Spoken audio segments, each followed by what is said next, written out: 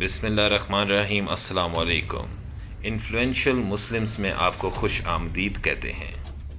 ناظرین کرام، یہ چینل مسلمانوں کے ہیروز، سائنسدان اور ایسی ہی با اثر شخصیات کو اجاگر کرنے کے لیے بنایا گیا ہے جن کو ہماری نسلیں بھول گئی ہیں۔ ایسی ہی مزید ویڈیوز دیکھنے کے لیے ہمارے چینل کو سبسکرائب کیجیے۔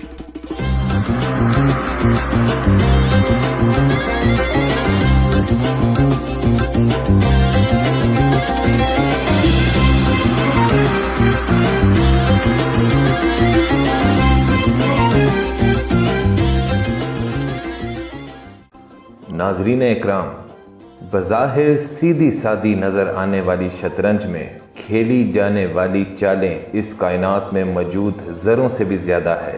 ذرا سوچئے، اس کھیل کی چالوں کو وجود میں لانے والے انسان کا دماغ کوئی معمولی دماغ نہیں ہو سکتا۔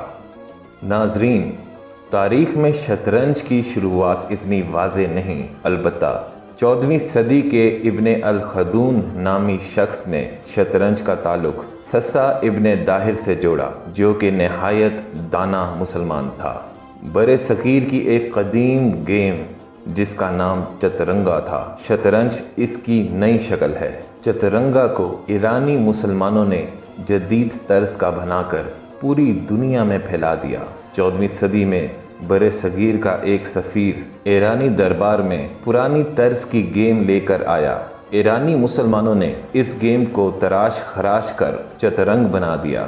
اس چترنگ کو ایرانی اپنی جنگوں کی پلاننگ کے لیے استعمال کرتے تھے۔ بعد میں مسلمانوں نے اس چترنگ کو پورے یورپ میں پھیلا دیا اور پھر یہ عربی ثقافت کا حصہ بن گئی۔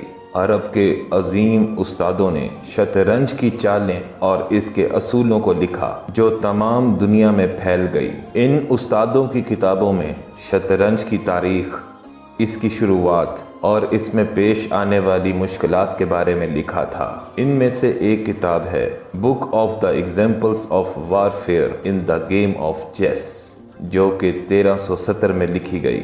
اس کتاب میں بلائنڈ ایبس اینڈ ہر ننز کی کھیل کو متعارف کروایا گیا۔ شطرنج اندلسیہ اسپین سے ہوتی ہوئی یورپ میں پھیلی۔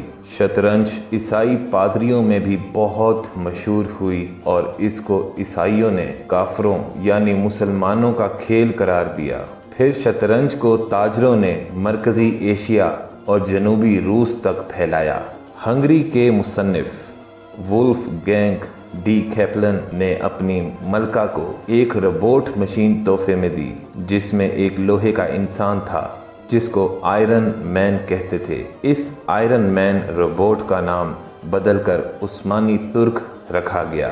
یہ روبوٹ عثمانی ترک بڑی مہارت سے شطرنج کھیلتا۔ لوگ میلوں دور سے اس روبوٹ کو دیکھنے آتے تھے، اور حیرت کی بات یہ کہ اس روبوٹ کے ساتھ ایک وقت میں 15 کھلاڑی کھیل سکتے تھے۔ جی ہاں ناظرین، اب آپ کو مسلمانوں کی مہارت اور ذہانت کے بارے میں علم ہو چکا ہوگا۔ کیسے مسلمانوں نے ایسی گیم بنائی جو کہ پوری دنیا میں مقبول ہو گئی، اور اس گیم میں ماہر ہونا ذہانت کی علامت سمجھا جاتا ہے۔ مزید ایسی ہی ویڈیوز دیکھنے کے لیے ہمارے چینل کو سبسکرائب کیجیے۔ شکریہ۔